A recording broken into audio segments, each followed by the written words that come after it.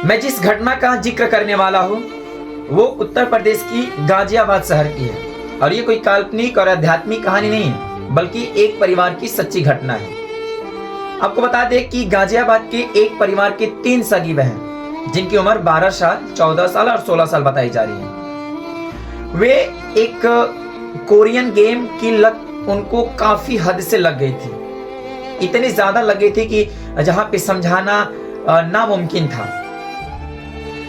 उनका मन ये था कि ना हमारा इंडिया, ना हमारा देश है और ना ही हमारा कल्चर और ना ही हमें इंडियन लड़के पसंद है।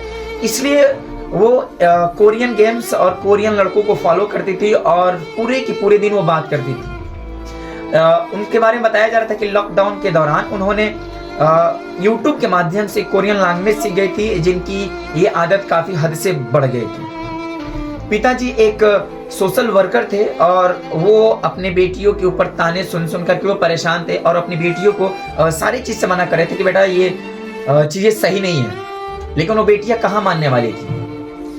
आखिरी बार पिता ने फैसला किया कि अब की बार गंभीर रूप से अपनी बेटियों को समझाऊंगा। हालांकि वो पिता का एक सपना था कि मैं भी अपनी बेटी को डॉक्टर इंजीनियर बनाऊंगा, लेकिन उनकी बेटियों की आदत कुछ इस तरह से लग गई थी। पिता अपनी बेटियों को बड़े गंभीर रूप से समझा रहे हैं, वो बेटियां उसी अंदाज में उस चीज को इग्नोर कर देती है, मना कर देती है और डांट उन लोगों पे पड़ती है। पिताजी उस चीज को छुड़ाने के लिए थोड़ा सा उन लोगों के ऊपर दबाव बनाते हैं और बिना दबाव सहन किए ही वो लोग अपने टेरिस, अपने छत से कूद करके तीनों के तीनों एक साथ जान दे दिए।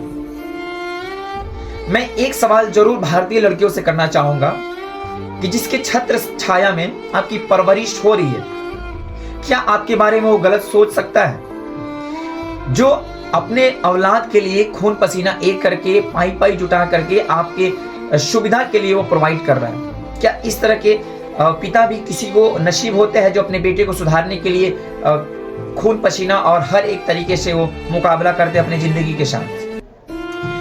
मैं ये भी जानना चाहता हूँ कि क्या उस बेटी में गलती था या फिर उस बाप में गलती था जो अपनी बेटियों को गलत चीजों से रोकने की कोशिश करी थी? आपकी राय क्या है? कमेंट सेक्शन में जरूर दें।